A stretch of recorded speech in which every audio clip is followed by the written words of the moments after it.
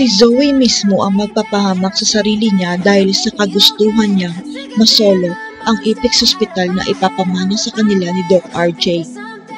Hinding-hindi makakapayag si Zoe na kahati ang kapatid niyang si Annalyn sa pamamahala ng ospital dahil siya lang daw ang tunay na anak.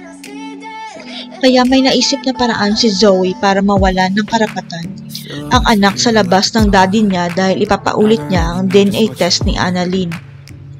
Pupuntahan ni Zoe si Doc Fidel upang ipa-DNA chip si Annalyn. Ang ibig sabihin kukumpirmahin kung totoo ang unang DNA test result. Ang hindi alam ni Zoe, nakita siya ni Doc RJ na kinakausap si Doc Fidel kaya nagsumbong ang kaibigan nito tungkol sa plano ni Zoe. Ang hindi alam ni Zoe, ipapa-DNA test rin siya ni Doc RJ sapagkat gusto nitong makasiguro kung totoong anak ang pamamanahan niya. Pupunta kasi sa Cebu si Doc RJ para makapag-practice bilang neurosurgeon at ipapamana niya kina Annalyn at Zoe ang Apex Hospital. Ang buong akala ni Doc RJ walang magiging problema sa DNA test result nila ni Zoe pero laking gulat niya dahil 0% ang resulta.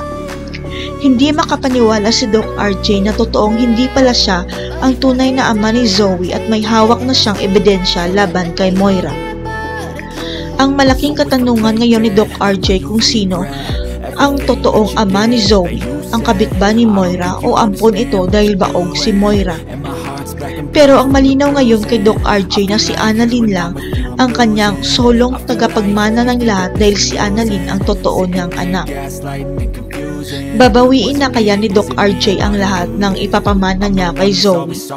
Ano kaya ang gagawin ni Zoe kung malaman niyang ampon siya ni Doc RJ? Abangan.